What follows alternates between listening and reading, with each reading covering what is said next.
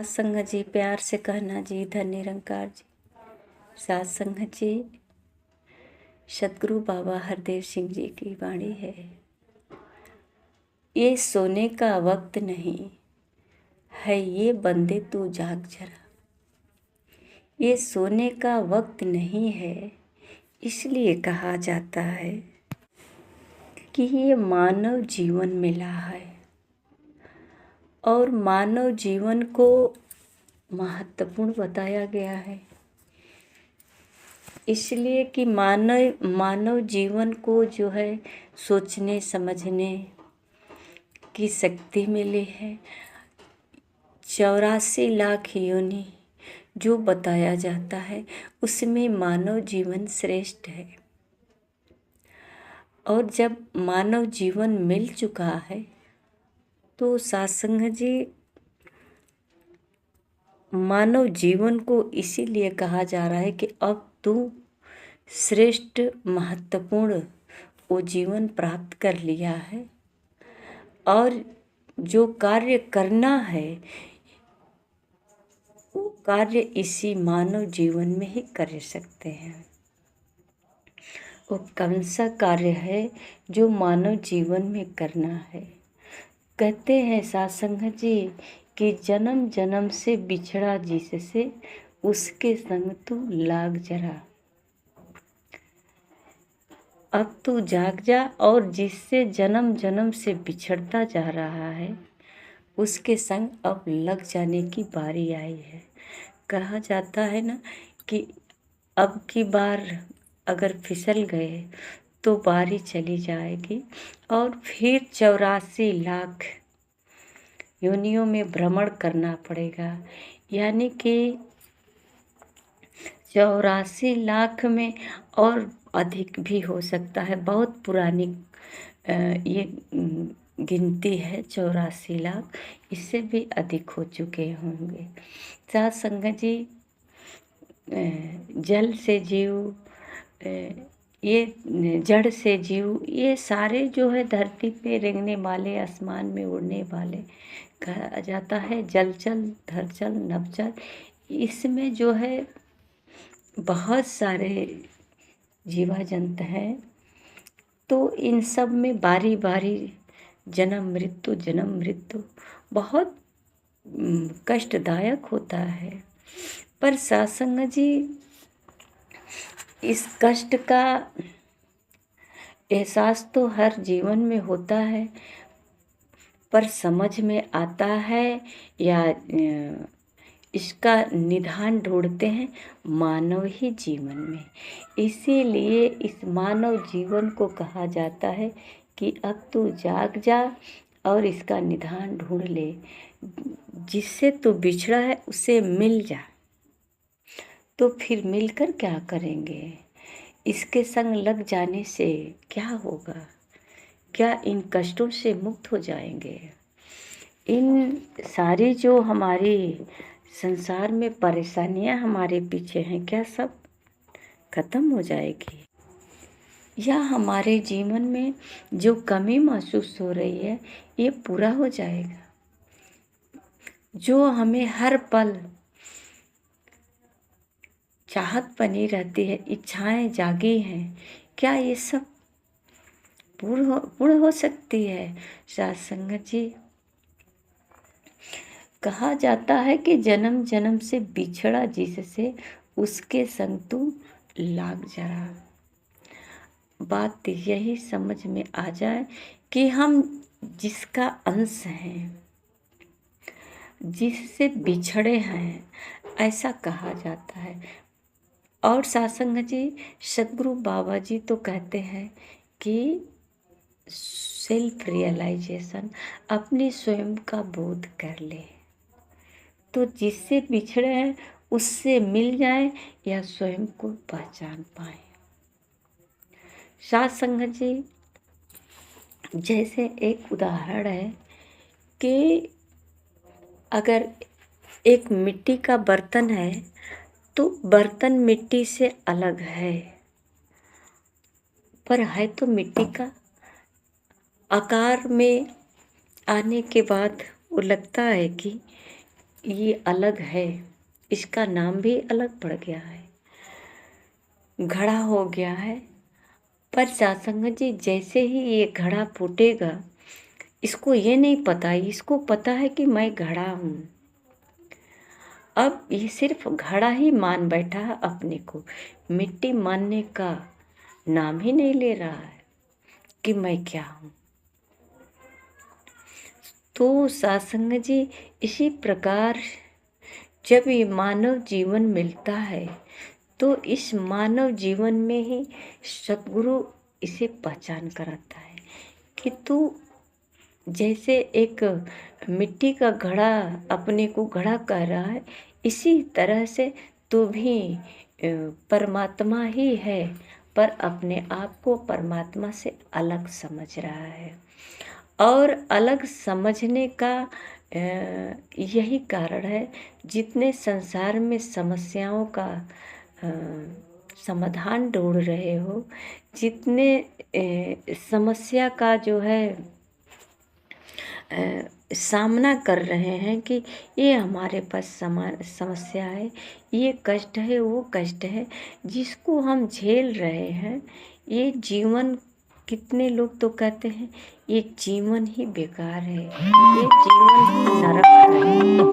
तो सत्संग जी, इस तरह का जो हम जीवन से परेशान हो जाते हैं, जो हमें इस जीवन से तकलीफ महसूस होती है, इसकी हमें भेद खुल जाता है, पहचान हो जाता है कि है क्या। तो ये बस इसलिए है कि हम अज्ञानता में हैं, हम अंधेरे में हैं, कुछ दिख नहीं रहा है, और कुछ पाने के वास्ते हम इधर उधर मुझे पानी की ज़रूरत है और दिखाई नहीं देता है, मैं आग में हाथ डाल देता हूँ। मुझे चाहिए कुछ और, पकड़ कुछ और लेता हूँ। और कभी कभी ऐसा होता है कि न दिखने के कारण हम जो है अंदाज पे पकड़ना चाहते हैं, तो ठोकर भी लग जाता है। तो सत्संग जी, पास में ही सारी वस्तुएं होती है, पर अंधेरा होने के कारण दिख नहीं पाता है। तो हमें कभी कभी इस अंधेरे में जो है ठोकर भी खाना पड़ता है, और पाना कुछ और है, पा लेते हैं कुछ और। ये तो सत्संग जी, जैसा कि महापुरुष कहते हैं कि तुलसी बाबा अपने ससुराल में जा रहे थे, तो ससुराल में जा रहे थे, घनी रात थी, और उनकी पत्नी जो है अपने मायके में है, मिलने के लिए वो रात को निकले और मुर्दा पे सवारी किए, और रस्सी समझ करके सांप को पकड़ करके खिड़की जंगले से कूद गए। तो सत्संग जी, वो तो पकड़े तो थे रस्सी, पर सांप को पकड़ लिए, और नदी पार करके जाना था तो मुर्दे पे ही बैठकर चले गए। सत्संग जी, ये सब तो कहा जाता है, हमने देखा तो नहीं है, पर अगर वो मान लीजिए सांप अगर उनको डस लेता, तो फिर यही कहा जाता ना, कितनी समस्या होती और क्या लोग कहते, पर ऐसा नहीं हुआ। तो लोग इसको उदाहरण के तौर पे रखते हैं। सत्संग जी, यही हालत है कि हम कुछ पाने के वास्ते पता नहीं क्या क्या कर जाते हैं, समस्याओं से टकराते हैं, और जब हमारी समस्या सफल हो जाती है, जैसे कि अब उनका जो है तुलसी बाबा का सफल हो गया, जो प्रयास किए उसमें सफलता प्राप्त कर लिए, सांप पकड़ करके चले गए अपनी मंजिल पे, और सच में ही मंजिल पर चले गए। ये उनकी जो है प्रयास और प्रेम का जो जुनून था, यही जुनून जा करके जब उनकी पत्नी ने धक्का मार दिया, जिस ललक कहा जाता है, जैसे मान लीजिए लगन कहें या उनके अंदर श्रद्धा जो भी है, चाहत हो कि पत्नी से मिलना है, और हम इतनी परिश्रम करके जैसे के तैसे पहुँचे, अगर वो नहीं प्राप्त होता है तो कितना बड़ा घटना घटता है। तो सत्संग जी वहाँ एक ही शब्द उनके लिए क्रांतिकारी हो गया, उनके जीवन में घटना घट गया, और वो शब्द ही जो है जो उनकी इन इच्छाओं का कत्ल किया, इच्छाओं को काट दिया, मिटा दिया तुरंत।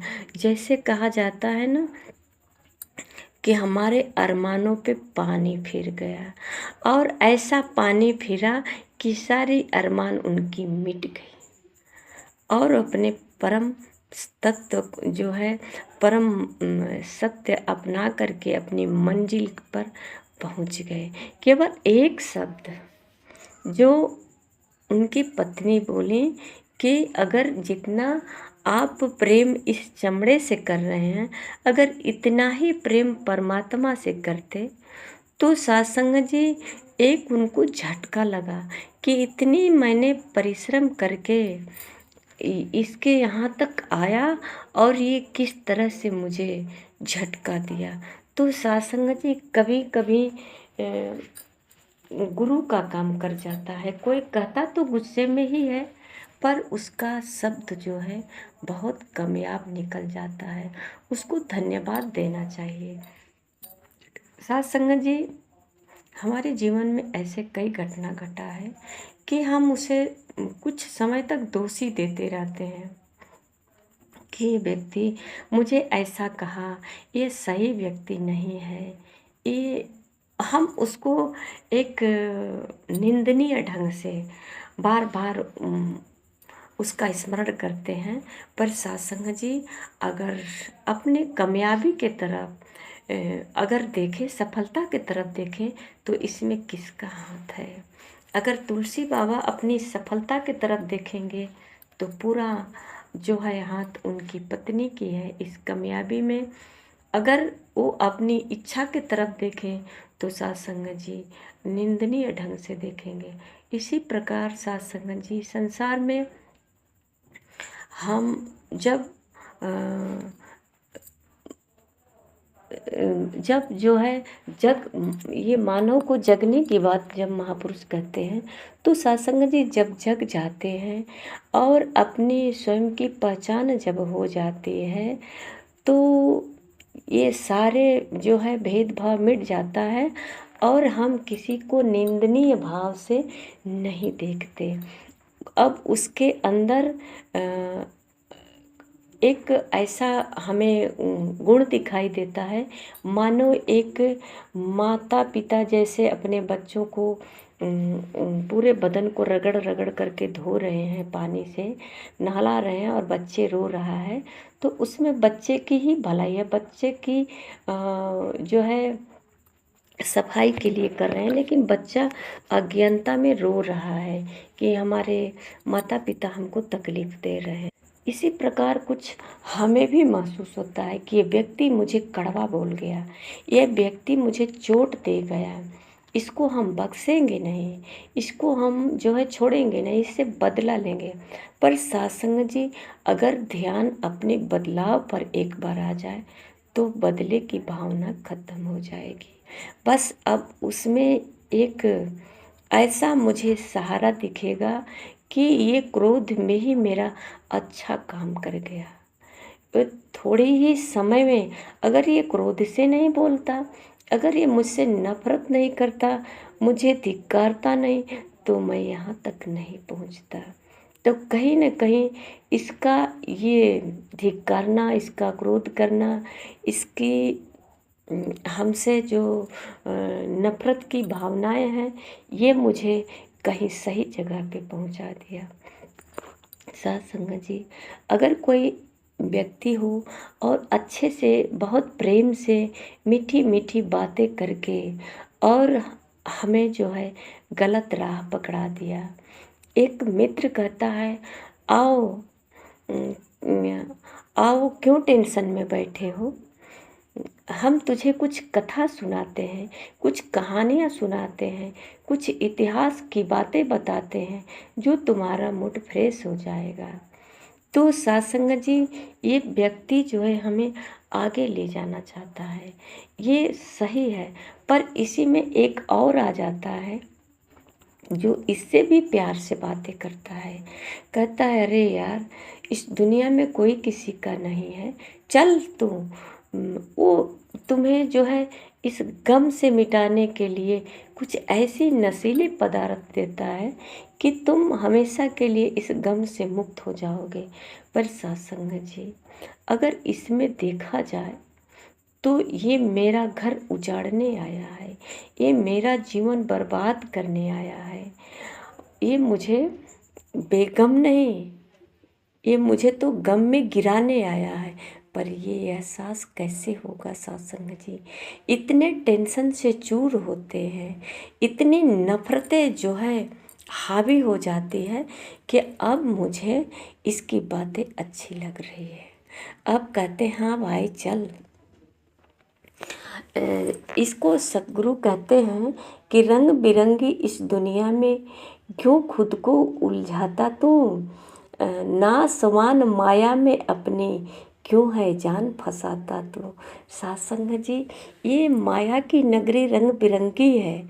अगर कोई कहे चलो यहाँ एक प्रोग्राम हो रहा है, नाच गाना हो रहा है, इस नाच गाने में अगर कोई समझदार व्यक्ति है तो कुछ गुण ले सकता है। पर सत्संग जी, अगर गुण लेने के माध्यम से नहीं गए हैं, वहाँ गम मिटाने गए हैं, तो सिर्फ कुछ क्षण के लिए गम मिटा कर ही आएंगे। और फिर वहाँ से निकलने के बाद एक गम हावी हो जाएगा, टेंशन हावी हो जाएगा।